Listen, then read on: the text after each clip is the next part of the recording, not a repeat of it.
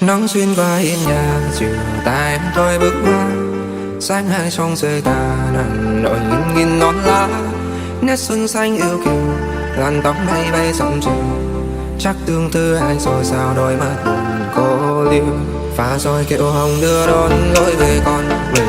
Anh mơ mơ lặng ngơ, lời thơ bao nhiêu mộng mơ nỡ đành lặng nhìn duyên lơ. Nắng kia nỡ đi thật sao đành ôm hết bao đêm đâu. Cho cao ta mang tìm em trốn đâu. Gọi có nhân sao vội quên đi bao câu hứa câu thề. Từng chiều từng đàn chim én mai ngông mãi trông em về. Tà áo năm xưa còn đài nhưng em đâu rồi người ơi. Đò sang bên sông có nhớ đến đến đây đời mong. Người nói đi câu vội chia ly em nỡ sao đành. Vậy mà ngày nào ai đã nói em chờ đợi anh. Giọt nước mắt rơi từng đêm thâu giờ đã mất nhau. Em đã đi rồi thôi không có về được đâu.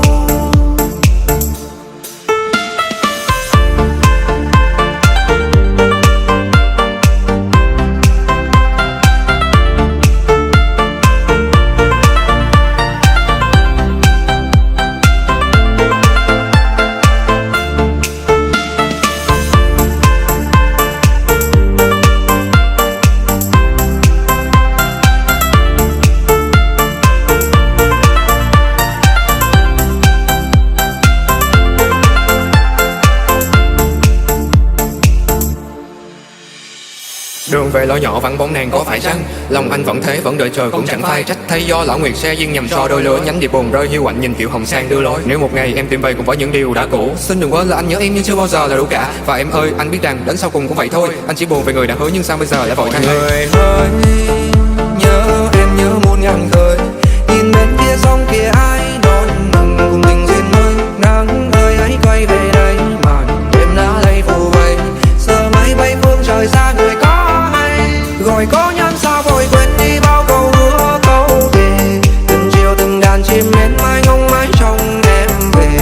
Tà áo năm xưa còn đài nhưng em đâu rồi người ơi. Đò sang bên sông có nhớ đến bên đây đời mong. Người nói đi câu vội chia ly em nỡ sao đành.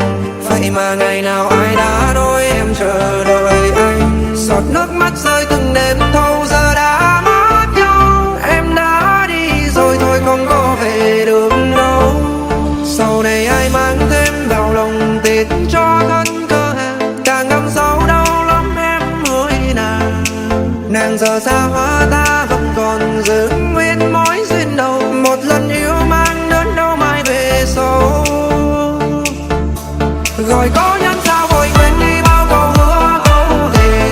Từng chiều từng đàn chim én mai không mãi trông em về. Tà áo năm xưa còn đài nhưng em đâu rồi người ơi. Đò sang bên sông có nhớ đến bên đây đời mong. Người nói đi câu vội chia ly em nỡ sao đành. Vậy mà ngày nào ai